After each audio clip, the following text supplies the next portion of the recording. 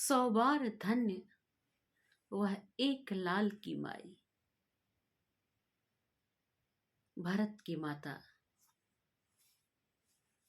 कैकेयी।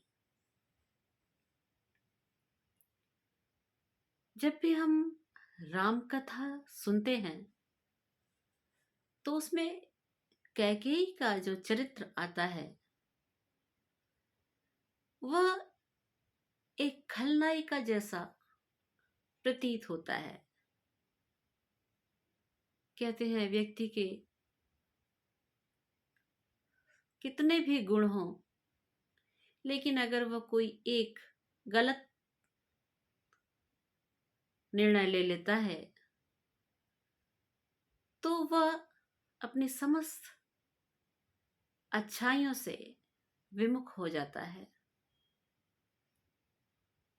कुछ ऐसा ही कैकेयी के साथ भी हुआ था। हम सभी राम कथा पढ़ते हैं या सुनते हैं तो हमेशा हम इस बात को सुनते हैं कि कैकेयी राम को अत्यधिक प्यार करती थी, अत्यधिक स्नेह करती थी। राम भी उनके इर्द गिर्द अपनी माता से जब नाराज होके हटते थे तो माता कैकेयी के पास जाते थे और कैकेयी उनका दुलार करती थी, उन्हें अपने पास रखती थी। ऐसा क्या हुआ जो उनका चरित्र एकदम परिवर्तित हो गया? हम सब जानते हैं कि मंथरा के बहकावे में आकर इतनी कुशल विदुषी कैकेयी ने राम के लिए 14 वर्ष का वनवास मांग लिया और भरत को राजगद्दी मांग ली। और उनके इस कृत्य ने उनकी बदनामी का इतिहास लिख दिया। शायद ही कोई व्यक्ति हो जो अपनी बेटी का नाम कैकेयी या मंथरा रखता हो। आज हम उसी कैकेयी के चरित्र के एक दूसरे पक्ष की तरफ नजर डालेंगे। मैथिली शरण गुप्त की एक कविता कैकेयी का अनुताप, कैकेयी की व्यथा, जिसमें कैकेयी का एक सुंदर चरित्र निखर कर सामने आया है। गुप्त जी ने उनके एक नए पक्ष को पाठक के सम्मुख रखा हुआ है। जब राम को वनवास हो चुका होता है, पीछे से दशरथ की मृत्यु हो जाती है, तीनों रानियां कौशल्या, कैकेयी और सुमित्रा वैधव्य को प्राप्त हो जाती हैं। भरत भी कैकेयी से विमुख हो जाते हैं तो कैकेयी पश्चाताप की आग से जल उठती हैं और जब भरत उन्हें मनाने के लिए चलते हैं तो सभी लोग उनके साथ चलते हैं। उसमें तीनों रानियां भी होती हैं और राम के सम्मुख पहुंचने के बाद कैकेयी उनसे क्षमा याचना करती हैं। रामचंद्र जी कहते हैं, मैंने तो कभी आपको अपराधी माना ही नहीं था, तो क्षमा की कोई बात ही नहीं उठती है।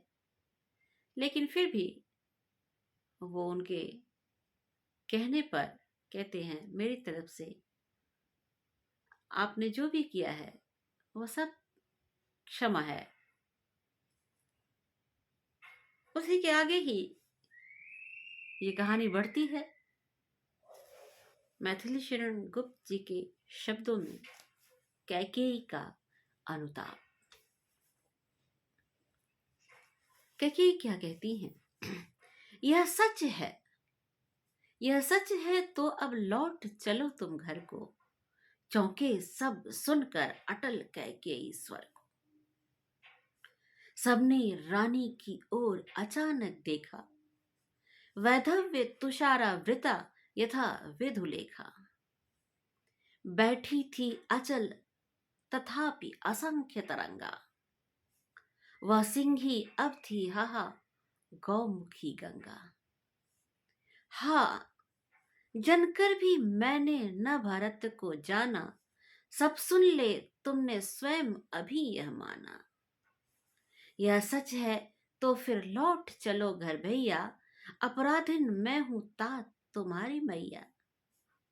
दुर्बलता का ही चिन्ह विशेष शपथ है, पर अबला जन के लिए और कौन सा पथ है। यदि मैं उकसाई गई भरत से होऊं, जैसा कि लोग कहते हैं, यदि मैं उकसाई गई भरत से होऊं, तो पति समान ही स्वयं पुत्र भी खोऊं। ठहरो मत रोको मुझे, कहूं सो सुन लो, पाओ यदि उसमें सार उसे सब चुन लो। करके पहाड़ सा पाप मौन रह जाऊं, करके पहाड़ सा पाप मौन रह जाऊं, राई भर भी अनुताप न करने पाऊं। थी सनक्षत्र शशि निशा ओस टपकाती, रोती थी नीरव सभा हृदय तपकाती। उल्कासी रानी दिशा दीप्त करती थी, सब में भय विस्मय और खेद भरती थी।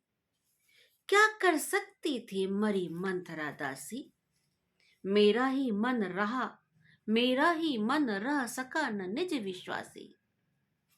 जल पंजर गत अब अरे अधीर अभागे, वे ज्वलित भाव थे स्वयं तुझी में जागे। पर था केवल क्या ज्वलित भाव ही मन में, क्या शेष बचा था कुछ न और इस जन्म में।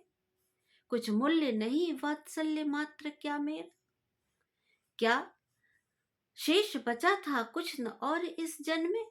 कुछ मूल्य नहीं वात्सल्य मात्र क्या तेरा, पर आज अन्य सा हुआ वत्स भी मेरा। थूके मुझ पर त्रैलोक के भले ही थूके, जो कोई जो कह सके कहे क्यों चूके। छीने न मातृपद किंतु भरत का मुझसे, छीने न मातृपद किंतु भरत का मुझसे। हे राम दुहाई करूं और क्या तुझसे। कहते आते थे यही अभी नरदेही, माता न कुमाता पुत्र कुपुत्र भले ही। अब कहें सभी ये हाय विरुद्ध विधाता, है पुत्र पुत्र ही रहे कुमाता माता। बस मैंने इसका बाह्य गात्र ही देखा, बस मैंने इसका बाह्य मात्र ही देखा। दृढ़ हृदय न देखा मृदुल गात्र ही देखा।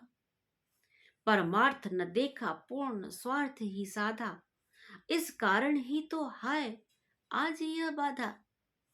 युग युग तक चलती रहे कठोर कहानी, रघुकुल में भी थी एक अभागिन नारी। निज जन्म जन्म में सुने जीव यह मेरा, धिक्कार उसे था महास्वार्थ ने घेरा। 100 बार धन्य वह एक लाल की माई, 100 बार धन्य वह एक लाल की माई, जिस जननी ने है जना भरत सा भाई। पागल से प्रभु के साथ सभा चिल्लाई, 100 बार धन्य वह एक लाल की माई। 100 बार धन्य वह एक लाल की माई। बहुत ही खूबसूरत सा चरित्र गढ़ा है गुप्त जी ने। कई कई अनुताप करती हैं, पश्चाताप करती हैं।